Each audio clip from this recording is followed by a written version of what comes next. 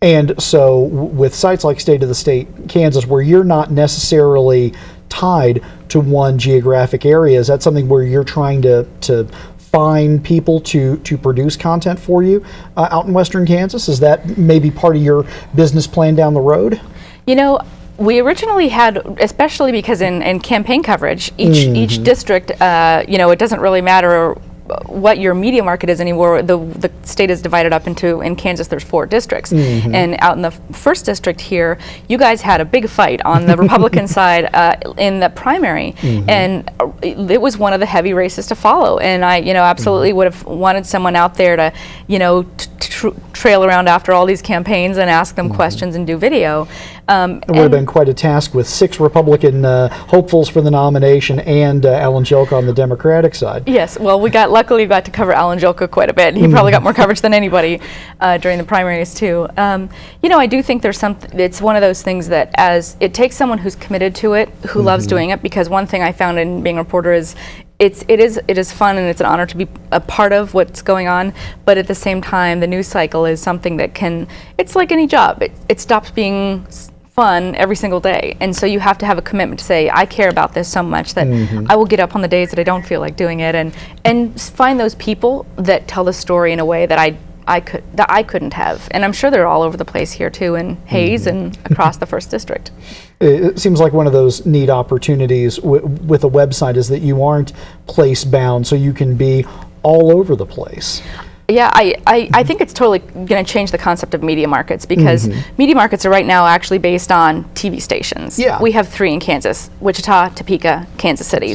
And the Kansas City market really serves Missouri to a large degree. And now, once you start to pull that apart, you know, you have newspapers that have websites that can do video, photos, and print journalism.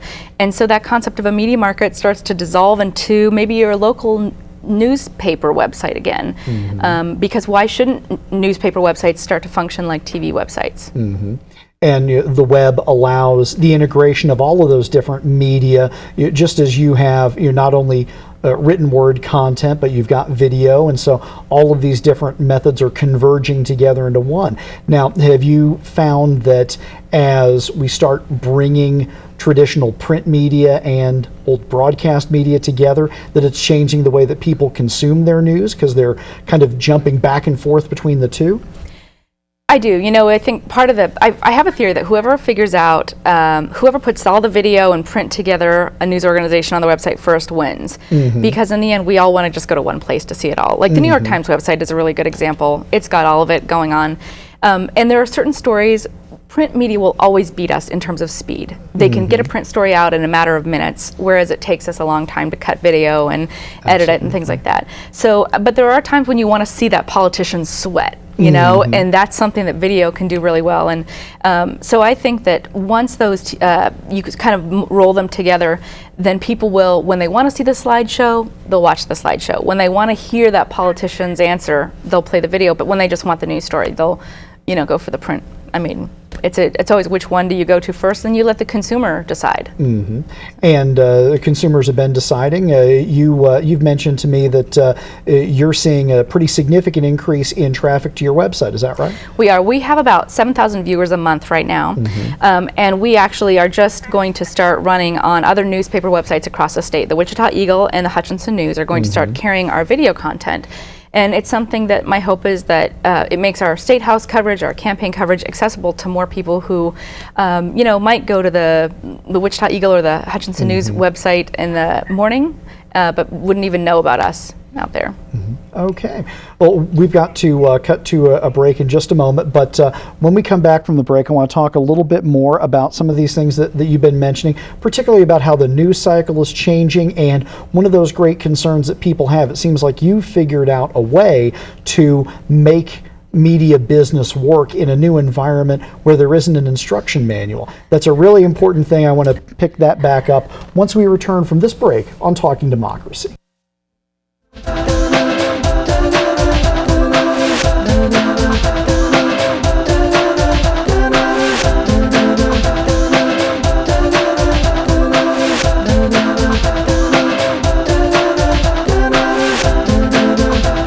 Stress, you get some every day. Your rent's due. dealing with who knows what at your job, not enough sleep, going to class, too much homework, you're getting lousy grades, you might even lose your scholarship, your family is pestering you, your girlfriend wanting to know why you don't spend time with her. If stress is making you feel angry, upset, or depressed, call the Kelly Center at 628-4401. Let us help.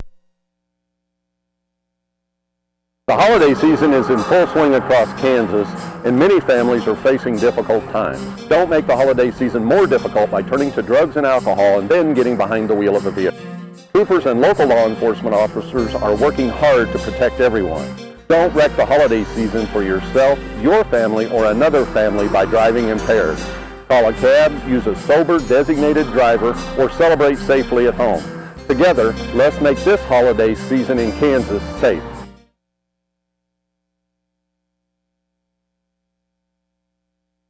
The FHSU Informatics Department continues to prepare students for life after college. With a degree in media studies, you can be world ready in the fast-paced industry of television and radio production. And forward thinkers with a computer networking degree will be able to provide secure networks to clients. Or how about an emphasis in web development, where you'll be world ready to provide impressive web pages to the customer. With a degree in MIS, you will be prepared to use technology to solve business solutions. With a degree from the Informatics Department, how could you go wrong? FHSU Department of Informatics. Forward thinking, world ready.